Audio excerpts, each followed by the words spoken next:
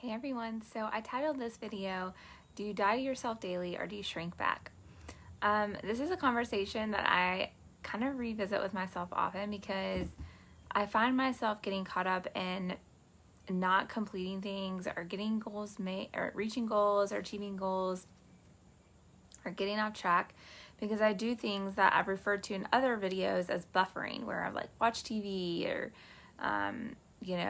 don't do what I need to do on my task list and instead do a bunch of random other things, or the list could go on and on. But I think it's important that we really recognize things about ourselves and our habits, and why they're triggered.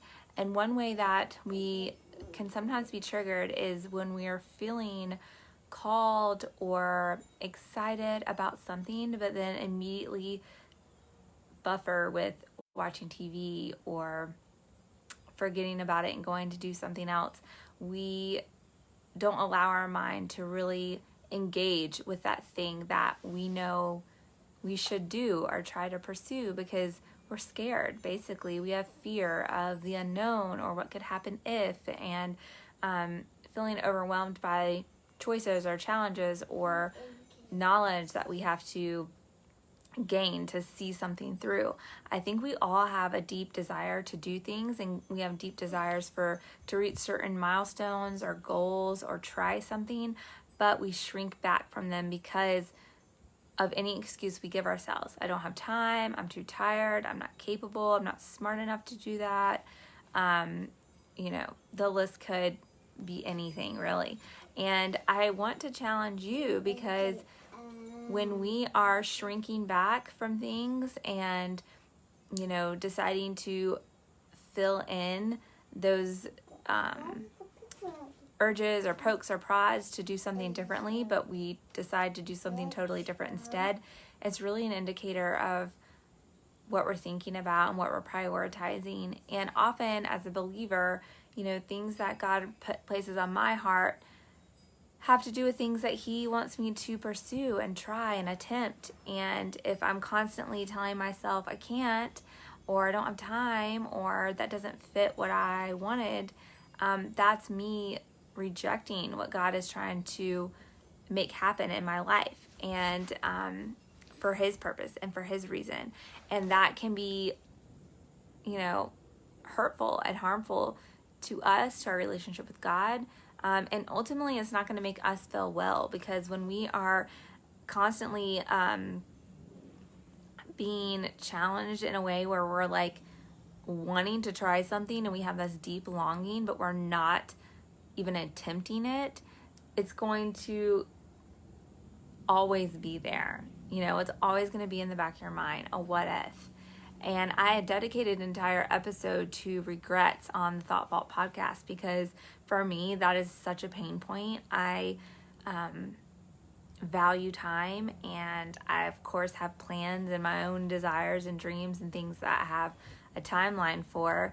I've had to adjust that often to fit God's, plan for me instead. But I think it's something I hold in great esteem, time, because we don't get more of it and we don't know how much we have. And so for me, I want to encourage you, if there's something that you should be trying or really have a passion for or really want to pursue, what are you waiting for? Take an inventory and see what you're doing with your time. Often we use time as our excuse to not try new things or not to go after certain stuff that we have on our heart to attempt to do. So where are you spending your time? Are you filling it with a bunch of nonsense? Are you truly stretched for time? And why are you stretched for time? Because sometimes we say yes and fill our calendars to buffer, to keep us from having the time and energy to try the other thing, right? And so I think it's important that we think about this, because another way that shrinking back really affects us is giving,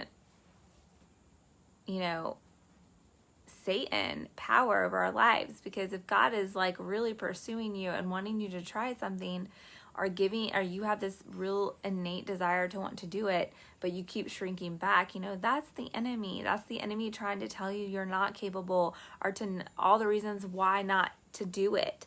And then you're going to be at a certain stage in your life and be like, why didn't I? Why didn't I try that when I had the opportunity and I had the chance and I had the wherewithal to do it? I just believed I didn't, And so I think we all have to be conscious enough of our circumstance, what we're wanting to do, what we are doing, and really prioritizing and evaluating what should stay, what should go, what boundaries to set so that you are more accomplished in your pursuits. And it really just comes down to planning well and prioritizing and giving energy to things that are life-giving. And often we spend a lot of our time in not life-giving circumstances. And it's important that we are responsible for that in our lives, because no one is going to change things for us. No one is going to do the steps for us. Like, that's on us, and we have to try to make progress.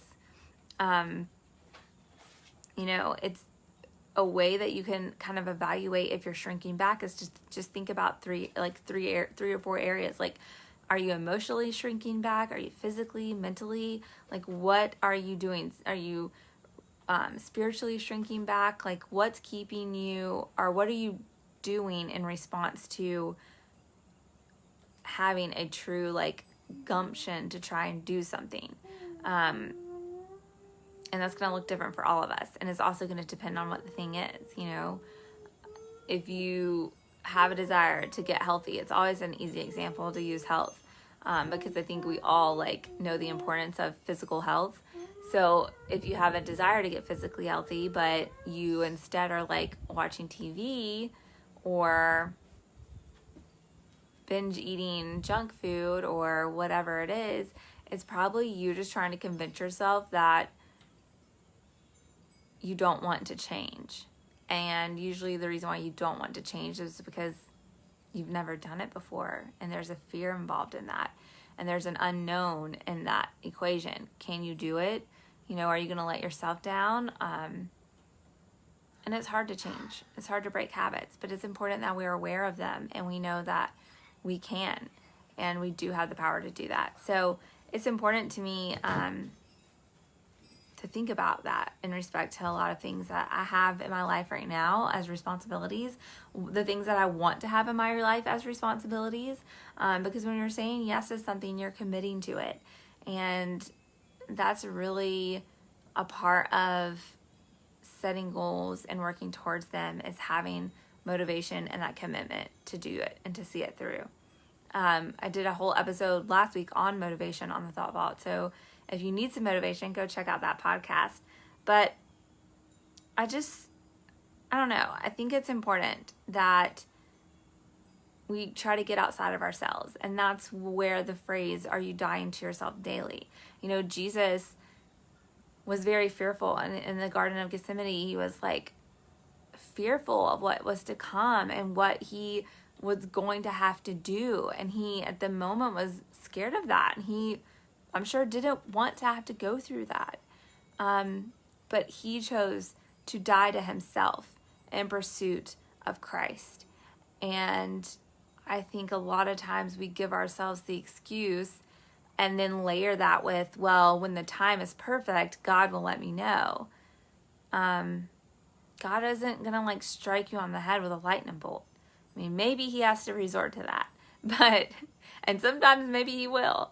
But I mean, we have to be responsive to the things that are happening around us and in our circumstances, and acknowledge the feelings that we have, the desires that we have, and the callings.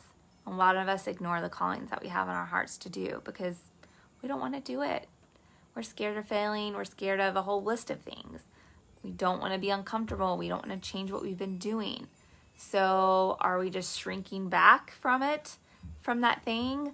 Are we going to die to ourselves, die to the habit, die to the flesh of what we've always been doing, die to the beliefs that we've always had, that doesn't happen to me, that wouldn't happen in my circumstance, I'm not able to do that, I'm not capable of that. Are we going to die to those beliefs, die to our flesh, die to the enemy trying to keep us from something and chase Christ and chase that thing?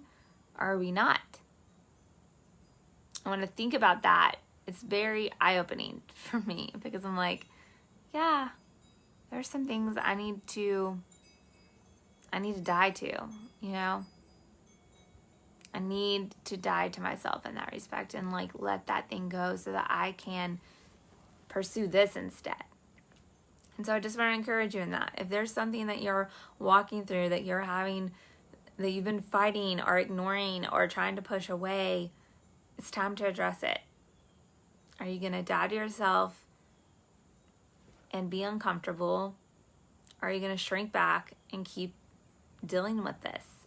Keep having this in the back of your mind. Keep wondering what if.